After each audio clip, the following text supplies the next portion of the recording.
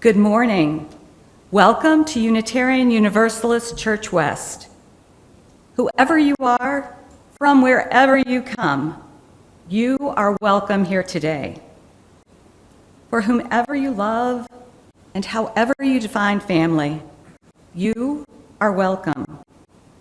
The identities you hold, how you want to be called, and the pronouns you choose are respected and they are welcome here. You're always welcome, but especially today when we're celebrating National Coming Out Day. So, she's always doing something. Uh-oh. My name is Lori Bodie, and I'm a member of the Board of Trustees, and the pronouns that I use are she and her. Thank you, Lori.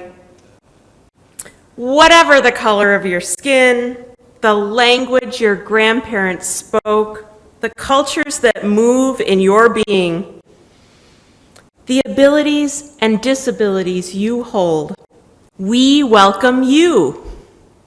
That applies all the time, but we are so happy to have you here, and even more so as we also celebrate Indigenous Peoples Day. I am Reverend Denise Cawley, and my pronouns are she and hers.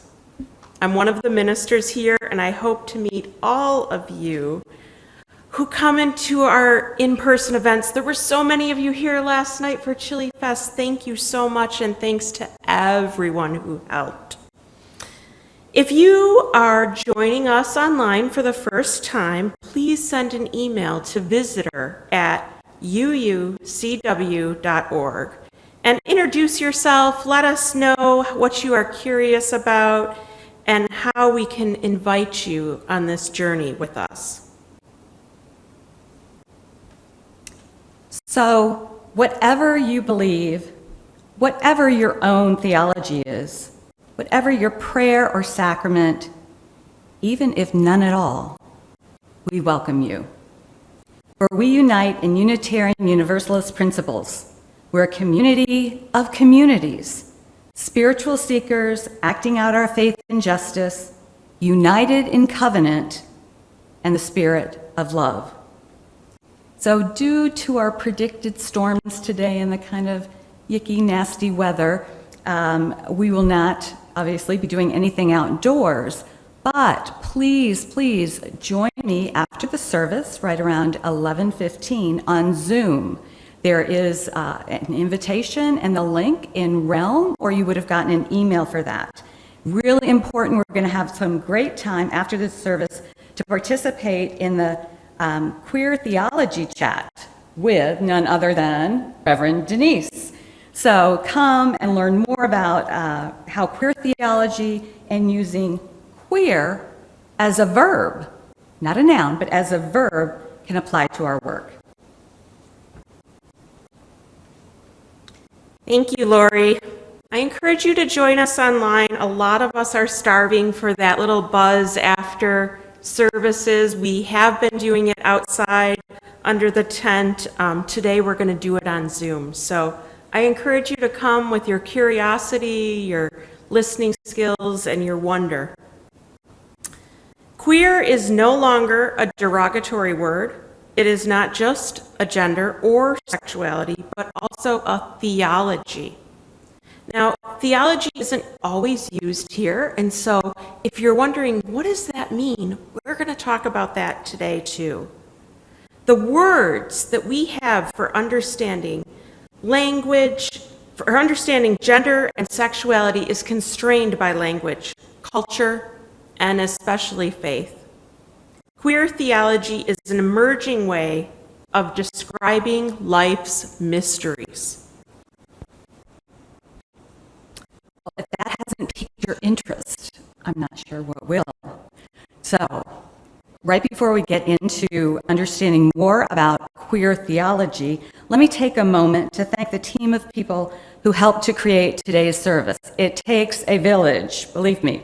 First, they include Kelly Bognar, our amazing publications and worship technology coordinator, and Jen Nicolosi, our lead music director, who unfortunately, today is actually her last day with us. Thank you so much, Jen, for all that you've given to us over the years, and we wish you so much luck in your future.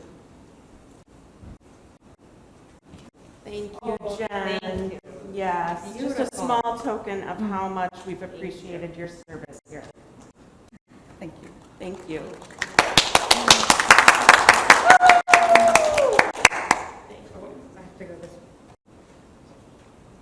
Say anything? No, they're motioning me from the back. Okay. All right. Thank you so much, Jen. We appreciate everything that you do and have done. I'd like to also thank Dave Cicero, our Director of Lifespan Religious Education, who we'll see on video in just a moment. He'll be telling us another wonderful story that he has found from somewhere. And also we have with us today Dave File and Sean Calloway lighting the chalice. Carrie Balistreri will be with us to talk about our Split the Plate team. And we're also thankful for all of the volunteers who are working inside and outside to create our worship space. And especially Vicki Banville. She's sitting back there. Yay. Hey, I think it's a clapping kind of service today. What do you think? We have a spirited group here, small but mighty, who is our church administrator. If you don't know Vicki, that's kind of amazing. She is everywhere all the time, and she's managing our sound system as well as doing heroic setup to make everything possible. So definitely pandemic ministry is a massive undertaking, and we could not do it without each and every one of you. So thank you for supporting this community.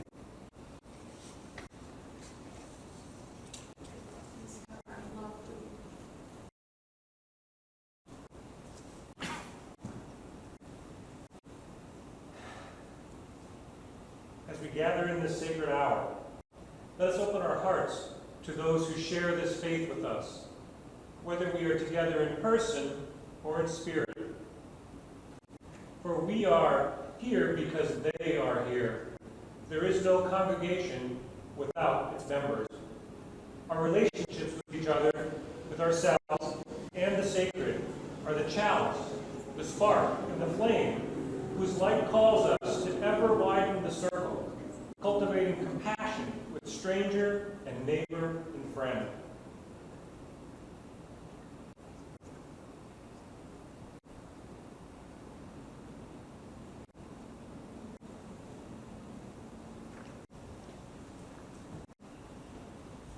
Thank you, Sean and Dave. So lovely to have you here.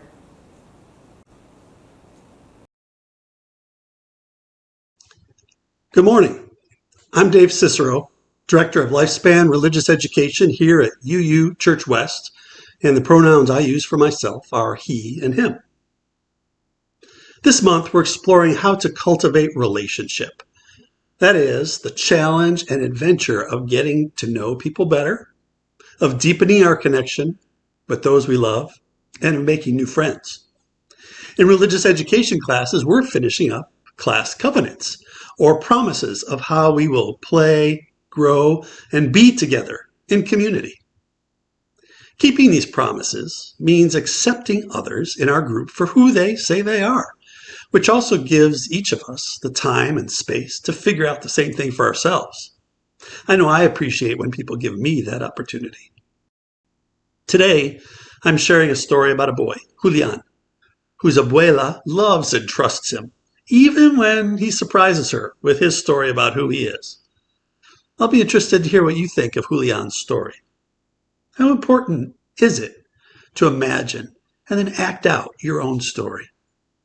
How strongly do you think Julian believes his? Will it last? And does that even matter? What would it take for you to be as supportive of others as Abuela is of Julian? The story is called Julian is a Mermaid and was written and illustrated by Jessica Love.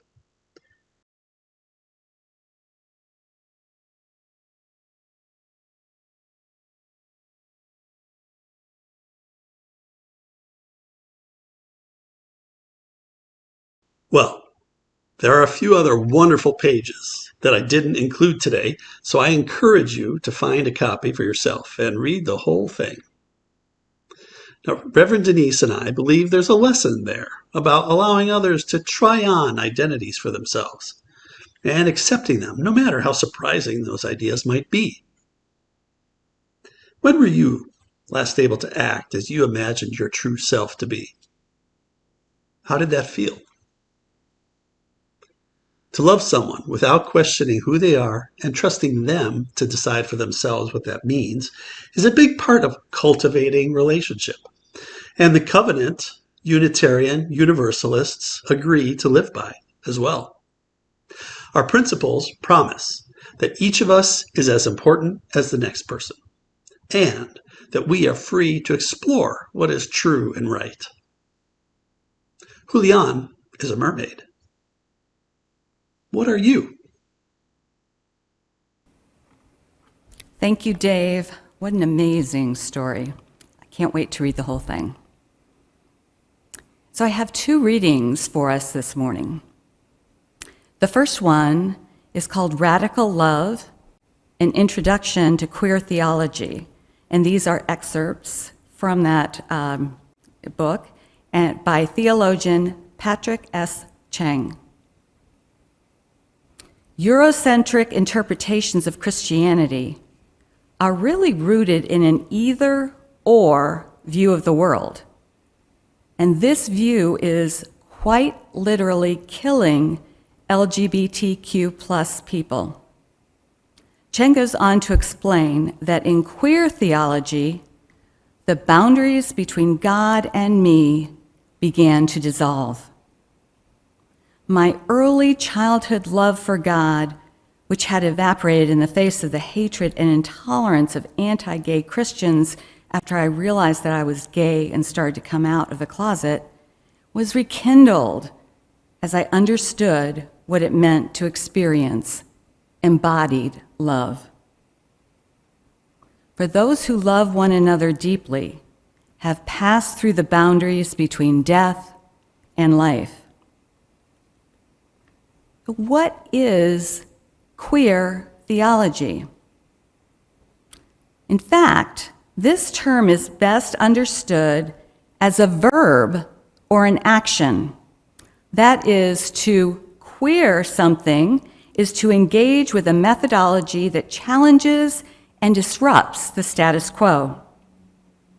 Talk about God by and for lesbian, gay, bisexual, transgender, intersex, questioning people, as well as all of our allies, over and over again, we can simply use the term queer theology as shorthand. For queer theology refers to a way of doing theology. It brings down the powerful and lifts up the lowly. For this is the theology that seeks to unearth silenced voices and hidden perspectives. In Cheng's work, the word queer is used to describe erasing boundaries. Queer theology can be understood as a way of doing theology that is rooted in queer theory and that critiques the binary categories of sexuality, that is homosexual versus heterosexual, and gender identity, that is female versus male. Queer theology also draws upon scripture, that is the Hebrew and the Christian scriptures, in very creative ways. Although these scriptures traditionally have been used as a means of oppressing LGBTQ plus people, queer biblical scholars in recent years have not only countered these anti-queer readings with alternative readings, but they've also taken back and they have reclaimed the Bible by interpreting it positively and constructively from their own perspectives. And the liberation strand of queer theology argues that God is not neutral, and in fact, has a preferential option for the poor and the oppressed.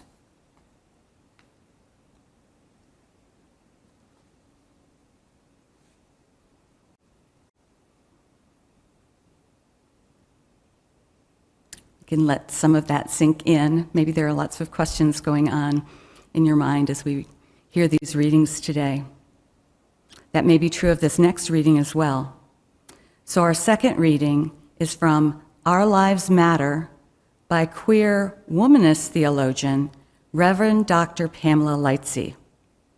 Dr. Lightsey was the first out Black lesbian elder in the United Methodist Church and is Vice President of Academic and Student Affairs and Associate Professor of Constructive Theology at Meadville Lombard Theological School, which is one of our UU seminaries. So, what is a womanist? A womanist is a Black feminist or feminist of color who opposes sexism in the Black community and racism throughout the feminist community. According to Black American activist and author Alice Walker, the womanist movement unites women of color with the feminist movement. While feminism focuses strictly on gender discrimination, womanist opposes discrimination against women in the areas of race, class, and gender. Queer womanist theology makes the claim that those bodies of LGBTQ+ persons are important for the task of helping build a peaceable and a just world. For that happens in relationships. And at the end of the day, eradicating oppression is the heart of queer womanist theological reflection. We must examine not just racism, but sexism, not just homophobia, but transphobia, not just poverty, but war, and not just the fluidity of boundaries, but the hegemony of the status quo. As human beings, we are all interconnected. And we really, really are. I mean, the survival of humanity is dependent upon the well-being of one another. Racism, sexism, homophobia, transphobia are all equally discriminatory. And we do a disservice to humanity when we try to just kind of parse them out, level them up, or subscribe a percentage or a certain magnitude to one over and against the other. They are all horrible, and they are all equally destructive to the human being, to our society, and to our communities. I think as we're paying attention to one, we're also making invisible, the other, until that other starts to demand its attention. You ascribe attention to sexism, then what about racism? So it's really a journey.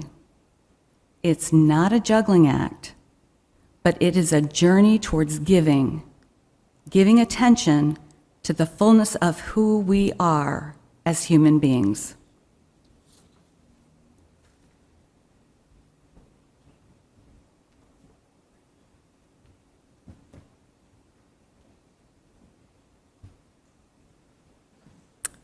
Thank you, Lori.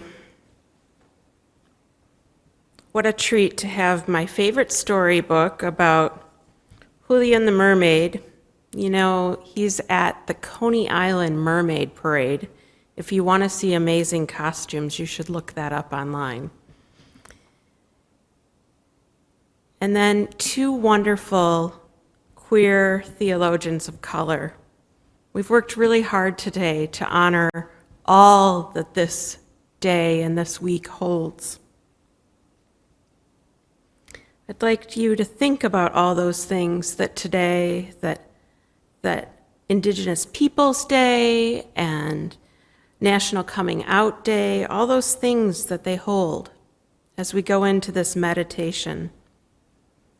It's inspired by Reverend Dr. Pauli Murray and Joy Harjo in honor of Indigenous Peoples Day. They are both Indigenous poets As you consider the intersections of race, gender, and sexual orientation, and even colonialism, consider how all oppressions try to hurt people for being who they are and push them into being something else by hurting, violating, killing, invading, or eradicating them. Hold the hearts of our siblings in the spirit of love as I start with this first poem by Joy. It's titled, For Keeps. Sun, make the day new.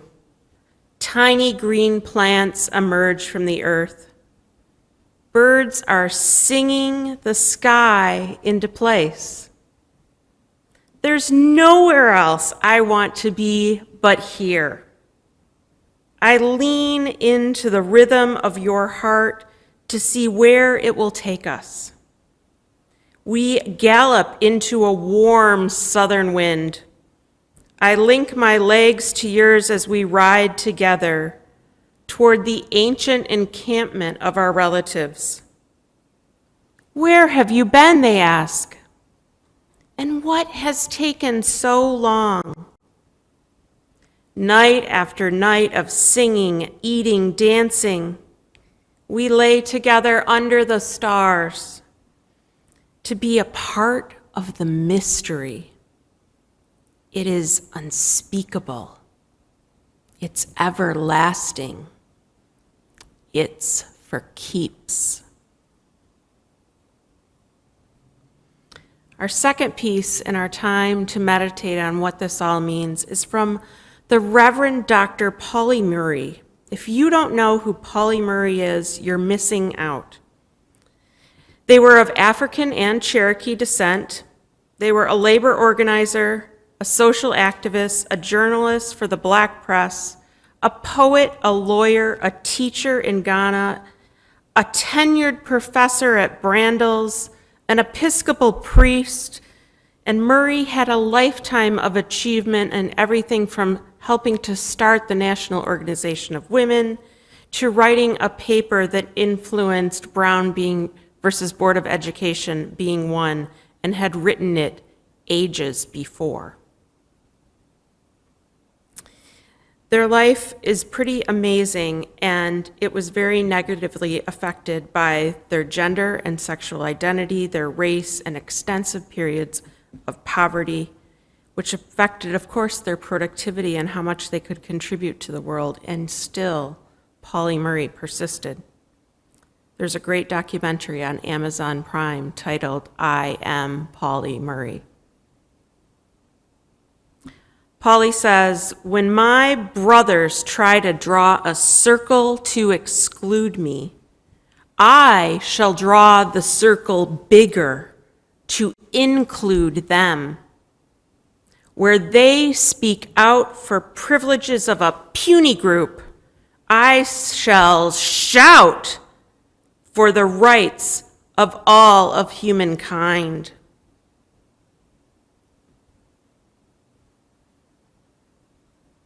Hold a moment of silence.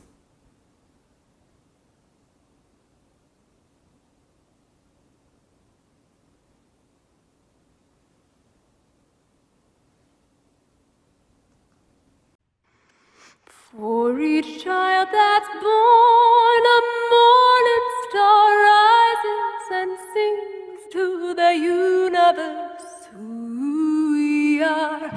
For each child that's born, a morning star rises and sings to the universe who we are. For each child that's born, a morning star rises and sings to the universe.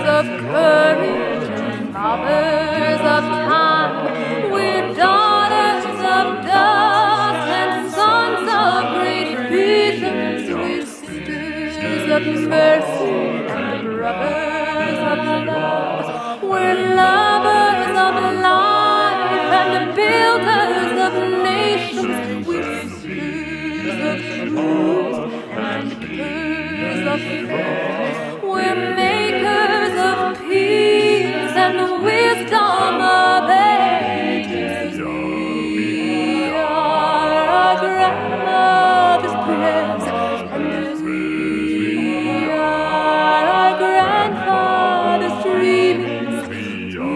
We are the breath of the ancestors. We are the Spirit of God. For each child that's born, a morning star rises and sings to the universe who we are. For each child that's born, a morning star rises and sings to the universe who we are. We are givers of courage and fathers of time. We're daughters of dust and sons of great vision. We're sisters of mercy and brothers of love. We're lovers of life and builders of nations. We're seekers of truth and keepers of faith. We're makers of peace and wisdom of ages. We are grandmother's prayers, and we are our grandfather's dreamings. We are the breath of the ancestors. We are the Spirit of God. For each child that's born, a morning star rises and sings to the universe who we are. For each child that's born, a morning star rises and sings to the universe who we are. For each child that's born, a morning star rises and sings to the universe who we are. We are grandmothers. We are our grandfather's dreamings. We are the breath of the ancestors. We are the Spirit of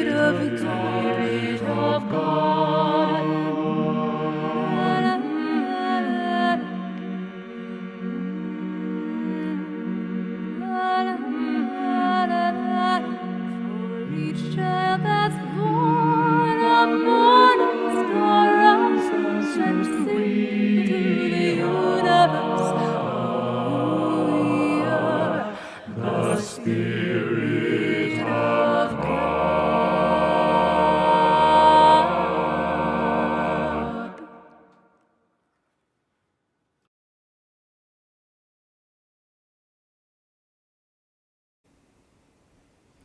Continuing to work on being an anti-racist congregation is one of the goals that our Board of Trustees has set for us. This challenges us to work on new ways of thinking and acting and being. We have a long-term commitment to affirm and celebrate the lives of gay, lesbian, bisexual, transgender, and queer, LGBTQ, people as well. Those identities definitely intersect with race and gender. Now, queer theology is a newer theology that has been developing for about 70 years. 70 is quite young in terms of theology. I realize for many folks who are about 60 or older, queer was a derogatory word. Some look at one definition of queer as meaning to sully or spoil. Today we are on a journey where we expand queer to show us how to get out of that spoiled, obsolete way of thinking into something that's quite exciting. Queer as a theological term is best understood as a verb or an action, just like you heard when Lori read those two readings to us today.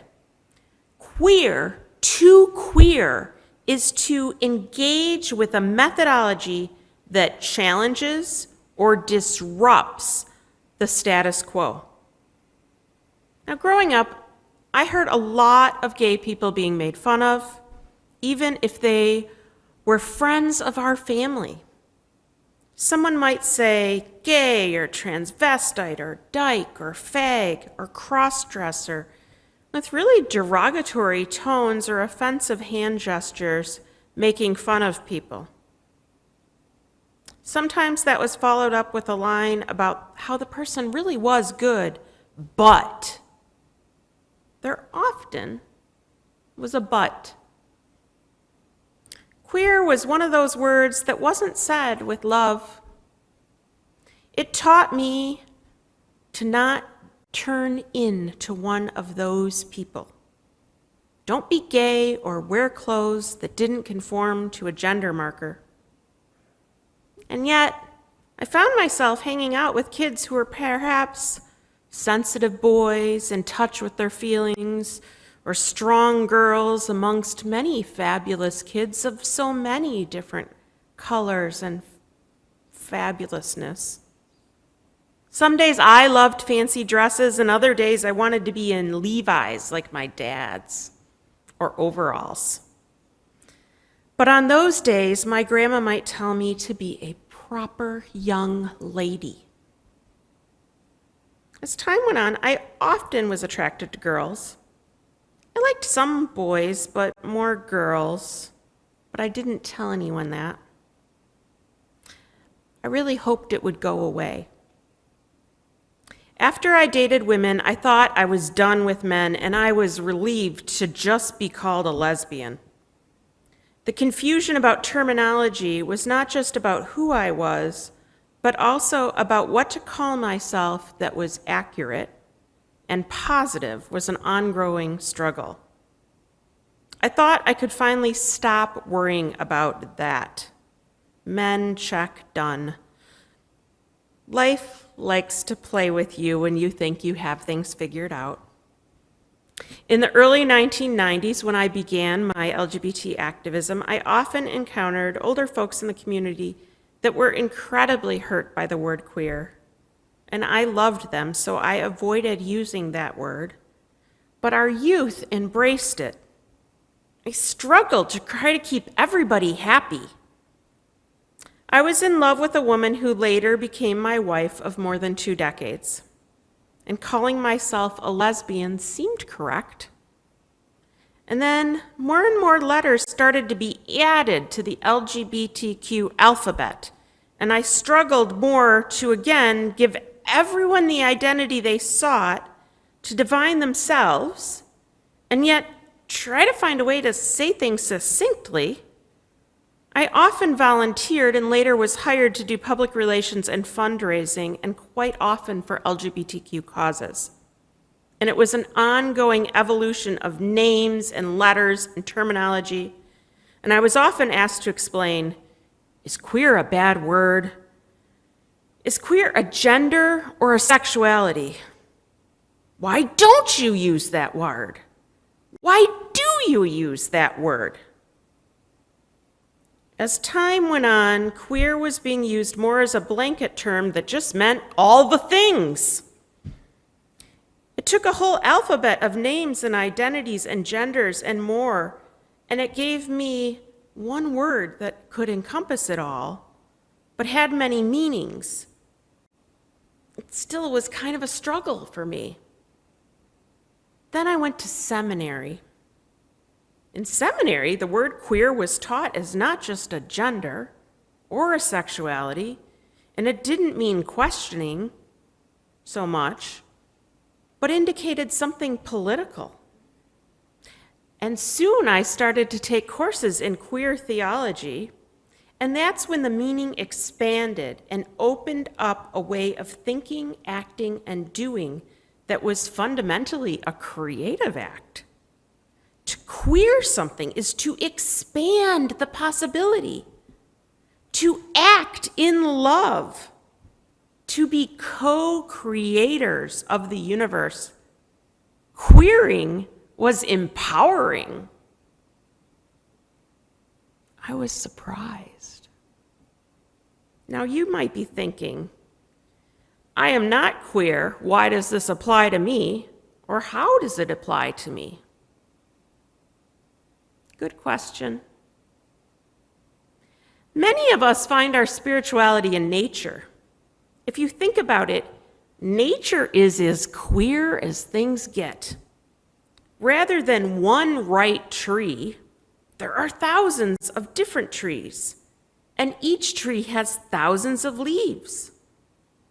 But each leaf is a little bit different, and nature is constantly striving for variation.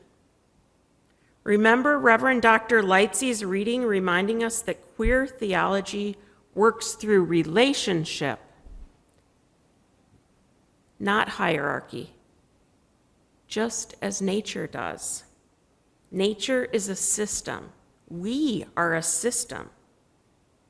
Queer theology asks us, rather than focus on one discriminatory practice or another, instead to hold that our relationships honor many ways of being, as does nature. Honoring the gifts and characteristics of each person is how we build those relationships into communities. You've heard me talk about building relationships in terms of covenant. Queering our theology, queering our communities is a journey.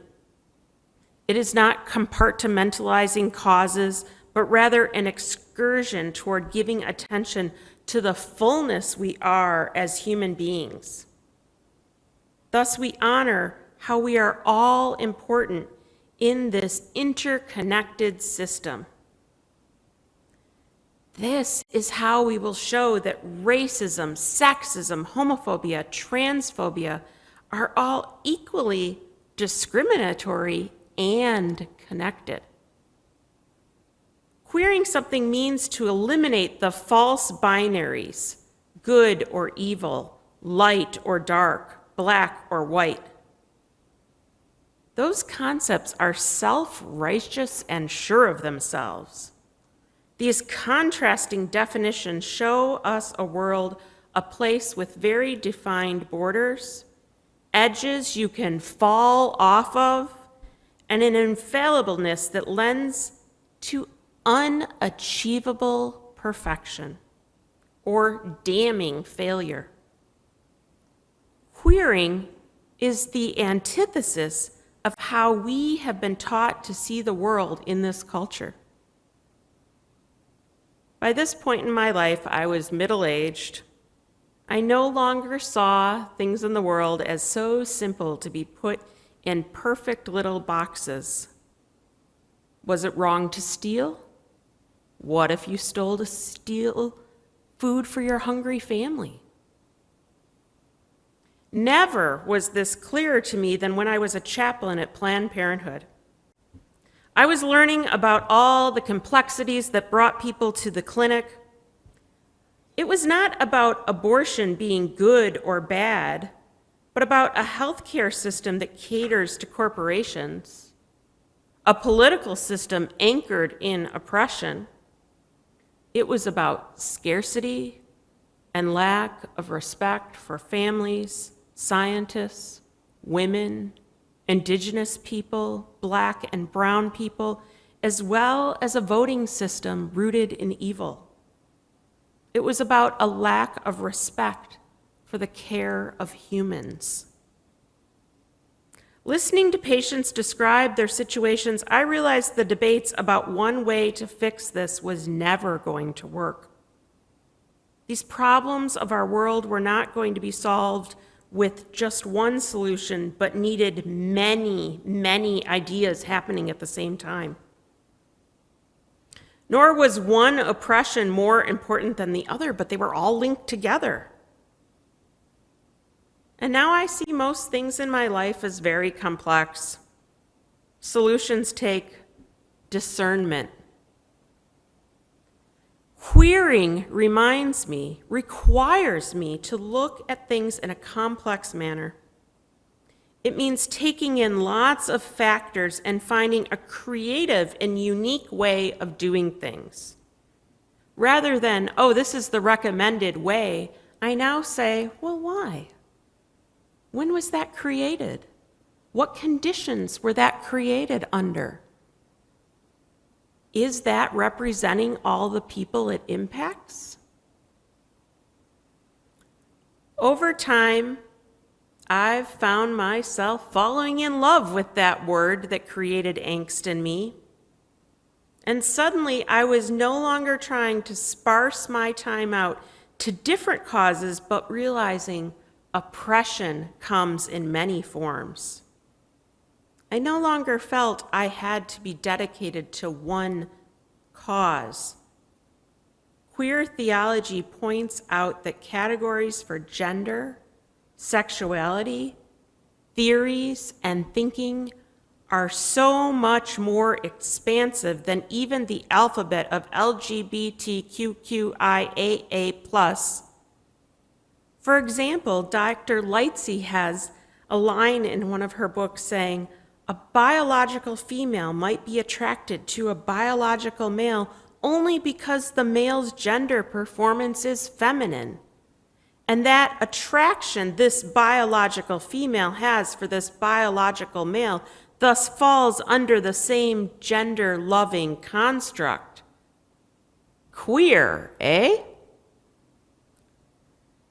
As the definition of queer expanded, so did my expression of myself.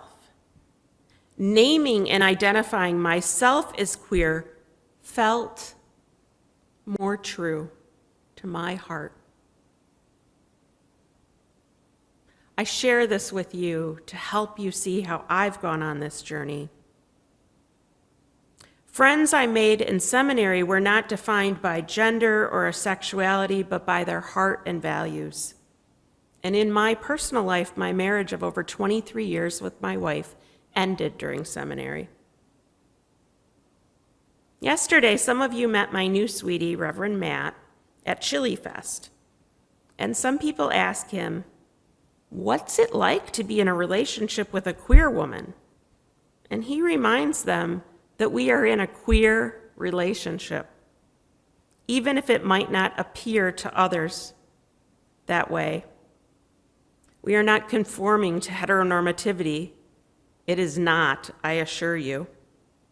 My identity is tied to my heart and my soul and not defined by the gender expression or sexuality of the person I partner with. When I hear the board talk about our anti-racism goals at UUCW, this congregation, I hear them asking us to explore and act on new ways of thinking and doing. That's what queering is. It is applying that new way of thinking. Becoming anti-racist, we might say, is to queer our thinking around white culture. I'm inviting you behind the curtain to understand queer culture in a manner that extends beyond gender and sexuality to a way of looking at every problem with new eyes, to look outside the path of traditional binary ways. Queer is egalitarian. Queer is available to everybody. Theology means studying the mysterious, the study of the ways which we think about faith. Theology sermons challenge our intellectual side and then look at how we can take all that manner of looking at life and our communities, our families, our workplaces, and the world and use it. As Unitarian Universalists, I wonder how a queer theological framework could help us do the work of loving and improving our communities. Would queering our faith help to release ourselves from white supremacy culture that focuses on concepts like now, fastest, best, right, wrong, and other absolute descriptions of being queered into helping us explore more possibilities rather than absolute perfection?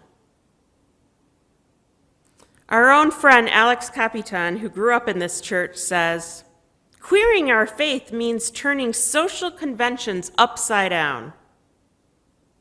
Reverend Dr. Lightsey says, "Guided by the fear of sexuality, our culture, the ultimate human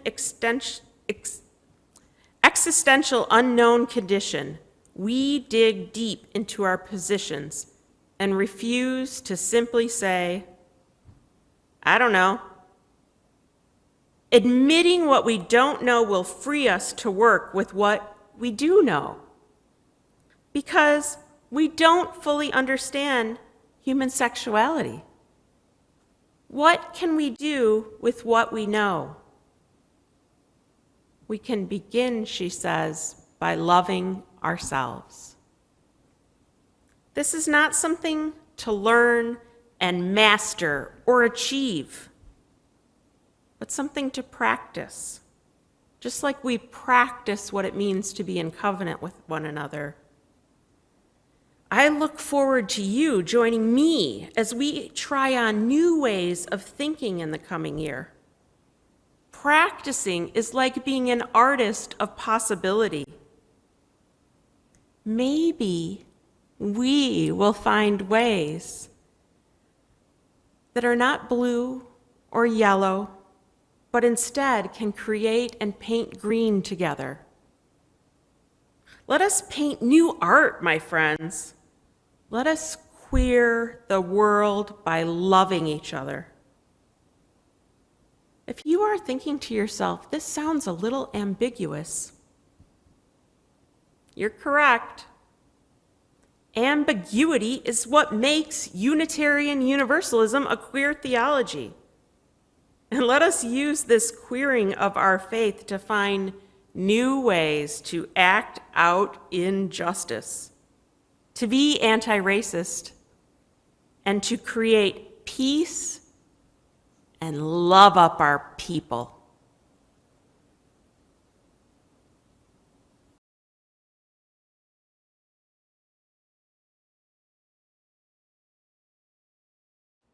Hello, UU family.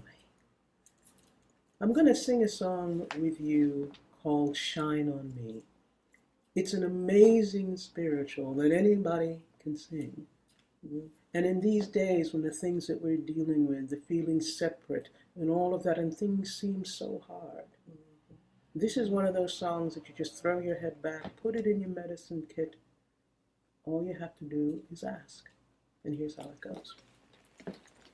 Shine on me, oh shine on me. Let the light from the lighthouse shine on me, oh shine on me, yes, shine on me. Let the light from the lighthouse shine on me. Lift me up, oh, lift me up. Let the light from the lighthouse lift me up, oh, lift me up, yes, lift me up. Let the light from the lighthouse lift me up, oh, hold me close.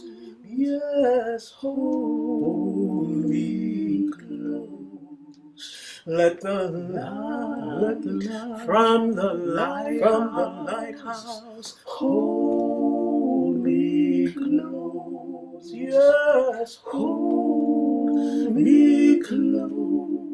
So hold me close. Let the light from the lighthouse please hold me close. Oh, shine on me, shine on me, yes, shine on me.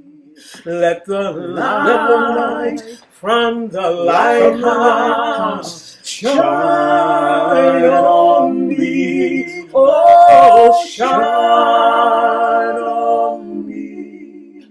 Yes, shine on me. Let the light from the lighthouse shine on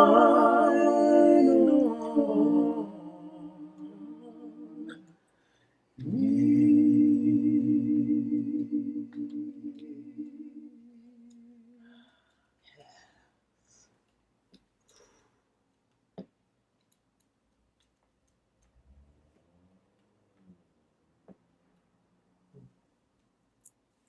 All you have to do is just ask. The light is always there. Always. Always. Oh,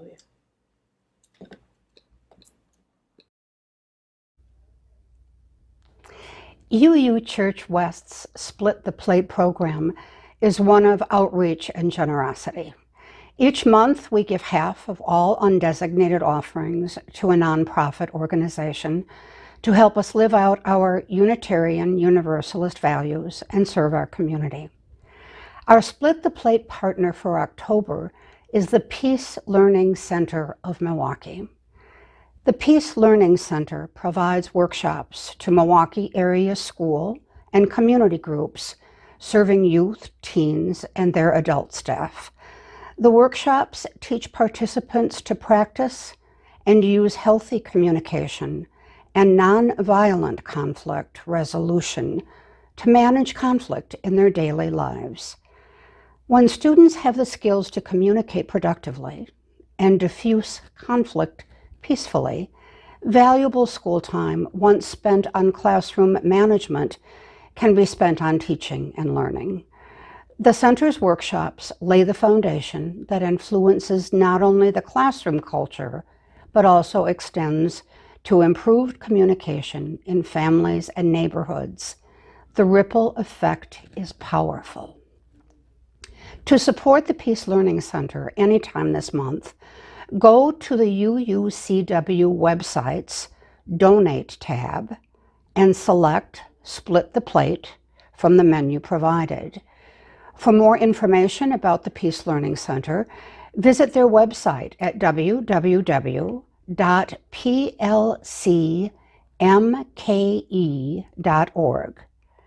For more information about Split the Plate, contact Kathy Herwig.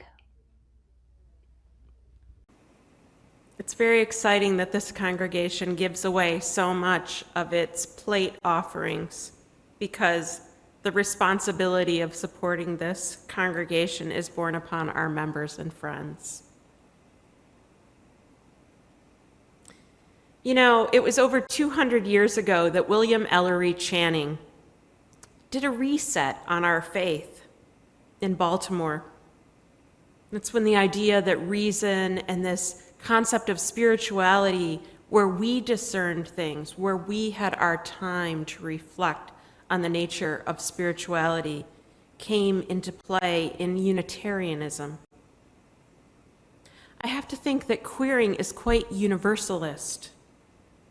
And what would happen if we were truly a faith where all women, all people of color, all Black people, all Indigenous people, if all sexualities and genders and income levels, where the hungry and the not hungry all join together,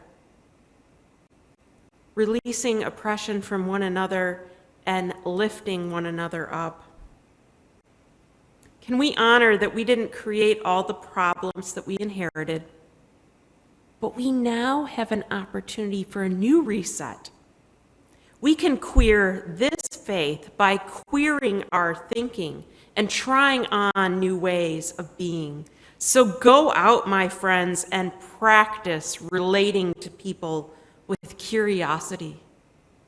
Expect the unexpected.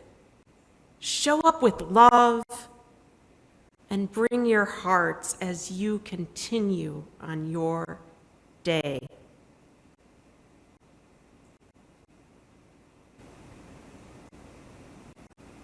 Thank you.